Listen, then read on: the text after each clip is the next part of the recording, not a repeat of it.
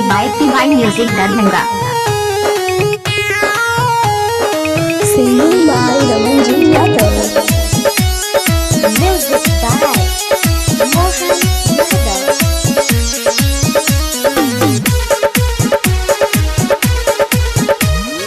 कबही का दू कट्ठा बेच देबो, तोरा लागे भरना अपन खेत देबो। कबही का दू कट्ठा बेच देबो, तोरा लागे अपन भरना खेत देबो। तोरा लागे 16 सिंगार महंगा देबे। अच्छा आ पेन्हा के दिल्ली वाला लहंगा तोरा महंगा न देबौगे। आ पेन्हा के दिल्ली वाला लहंगा तोरा मदवनी न देबौगे।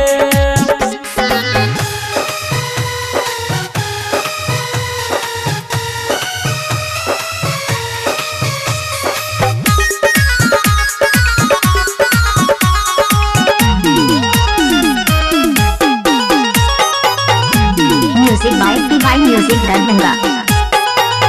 सुन के जान हमर बात ले मान हमर। अच्छा सुन के जान हमर बात ले मान हमर। गई तोरा सब कीन देबो, लबली क्रीम देबो।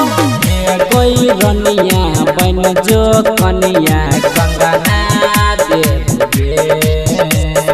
की कहली रे? आ पेन्हा के दिल्ली वाला लहंगा तोरा महंगा न देबौगे।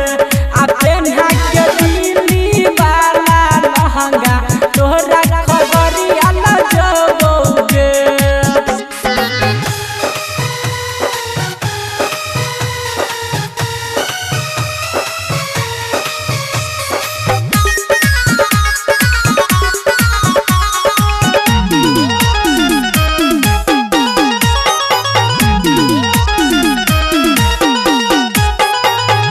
के ना समझाइयोगे, के ना हम बताइयोगे। अच्छा के ना समझाइयोगे, के ना हम बताइयोगे। चुटकी के काम हमर रमन जी नाम हमर। गंधीर मामा कहौ धीरज लहंगा देबे। की कहली रे? आ पेन्हा के दिल्ली वाला लहंगा तोरा महंगा न देबौगे।